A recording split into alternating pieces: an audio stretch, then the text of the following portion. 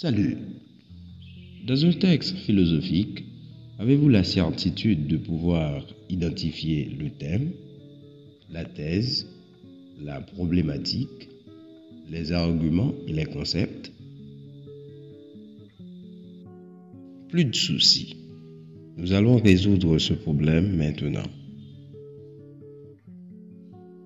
Le thème.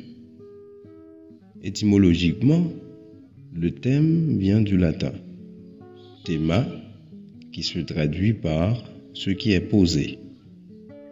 Généralement, un thème peut être une idée, une pensée, un sujet principal d'une théorie, un sujet principal d'une école littéraire, artistique ou philosophique. Donc, le thème, c'est ce dont on parle, c'est-à-dire l'idée sur laquelle porte une réflexion, un discours, une œuvre. On peut aussi dire c'est l'idée autour de laquelle s'organise une action. On formule le sujet du texte à partir du thème. En classe terminale, le programme de philosophie a été réduit à 17 thèmes.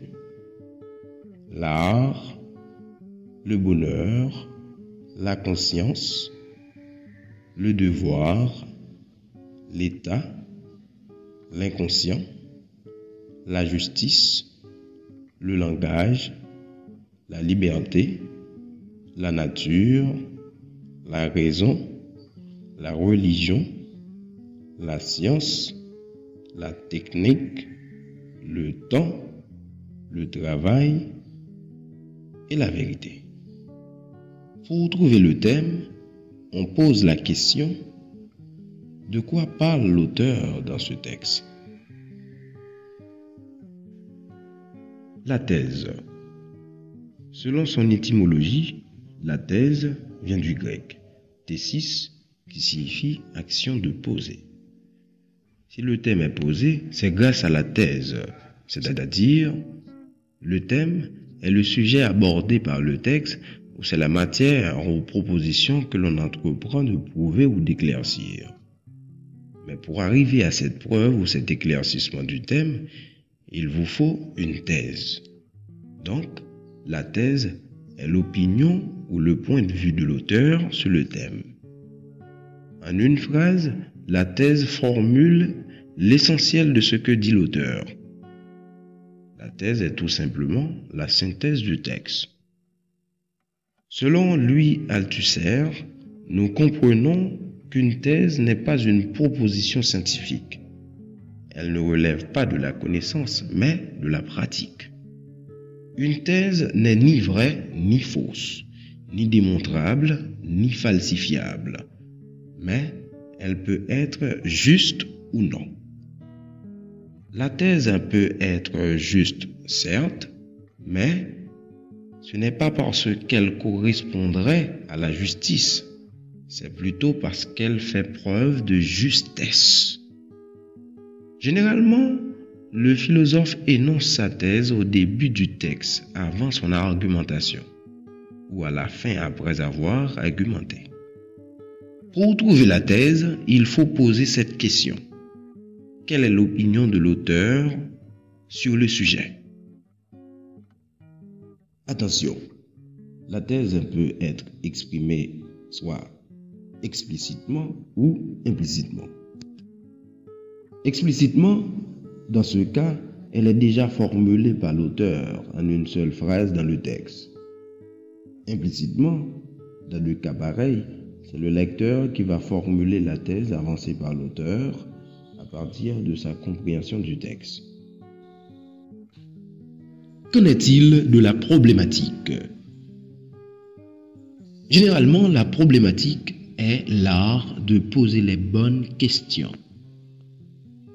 Selon Michel Béot, la problématique est l'ensemble construit autour de la question principale.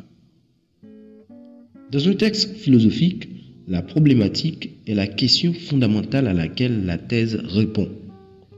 Construire une problématique, c'est expliquer pourquoi et comment un problème se pose, ou comment on a décidé de le poser afin d'avoir une chance, peut-être, de le résoudre. Dans une dissertation philosophique, la problématique doit idéalement apparaître dès la fin de l'introduction. Elle prend communément la forme d'un système ordonné de questions. Si la thèse est une affirmation autour du thème, la problématique est une interrogation ou une suite de questions qui amènent à la thèse. L'argument. L'auteur, pour justifier sa thèse, se sert de l'enchaînement d'arguments cohérents. Tout argument est une preuve qui cherche à justifier la thèse. En effet, les arguments sont les raisons que l'auteur donne pour démontrer la justesse et la pertinence de sa thèse. Pour ce faire, l'auteur utilise des exemples qui illustrent et valident chaque argument en se basant sur des faits précis et concrets. Concept.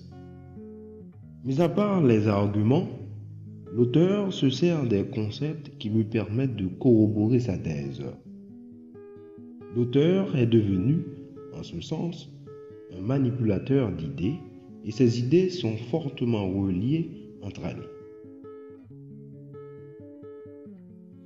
Donc, le concept, qu'il soit scientifique ou philosophique, est une idée abstraite, définie et construite avec précision. C'est le résultat d'une pratique et l'élément d'une théorie.